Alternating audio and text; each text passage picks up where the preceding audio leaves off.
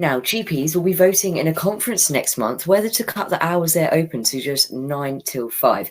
We're joined by Dr. Anita Raja, who is a GP. Thanks for joining us. You're more than welcome. It's a great pleasure. So I'm going to ask you a few questions if that's okay. So we know that GPs are always being put under a lot of pressure with the number of patients they're seeing. But of course, if they decide to lose 2.5 hours a day, there's going to be a lot of upset patients. Well, that's absolutely right, and I don't disagree with that. But I think it's a premature comment at the moment. And I'm pretty certain that when it comes to the fraternity, as GPs, we always put our patients first, and whatever decisions we take are going to be in the patient's best interest. And I'm pretty certain that whatever the voting, whatever the outcomes are, in the end, it's going to be all about patient safety and making sure that all the patients are safe. Because at the moment, if we look at our numbers, they're quite worrying. So 84% GPs feel that when they're doing a consultation, it is not safe enough because sometimes they're rushed, sometimes there's a lot of pressure. Because if you look at the numbers, they're again very worrying. So the BMA has suggested that a GP should not see more than 25 patients a day, which is the safe maximum. But on average, a GP is seeing 46 patients a day. So in all fairness, I think it is time that we look at the safe numbers and practice safely, because it is a lot about patient safety now.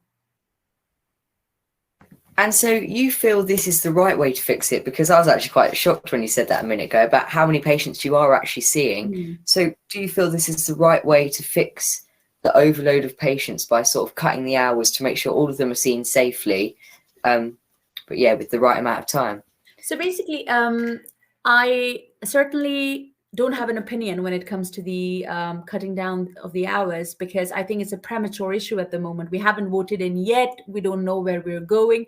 But I know one thing for a fact, that whatever the GPs decide, the fraternity decides, is going to be in the patient's best interest. So I'm pretty sure that they're going to come up with a workable plan and take on board patient safety.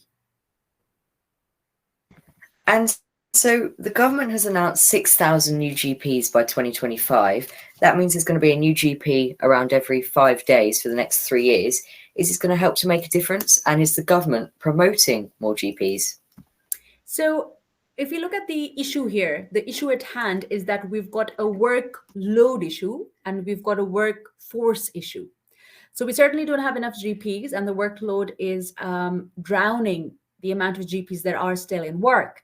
Now, there are some more worrying figures, which I'd like to share with you today. So 33% of our colleagues are planning to retire in the next 5 years. So this means that we already have a huge deficit, and we are further going into another deficit in the next 5 years if we don't get the amount of GPs that have been promised by the government. So far, we're not even close.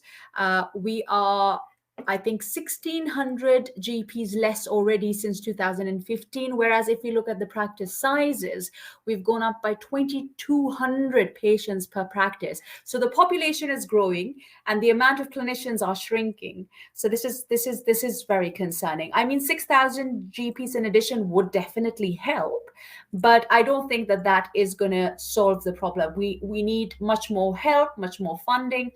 And certainly, it's very concerning. I mean, the sad bit, I guess, is the fact that, being a GP myself, I think we totally understand how frustrated patients are when they call up first thing in the morning, are in a queue, and then don't get an appointment. And the way we're trained is that we like to help people, we want to facilitate them. So, it is a lot of stress and pressure on us as well. But yes, if the government is able to provide us with the 6,000 GPs, that would make life much easier.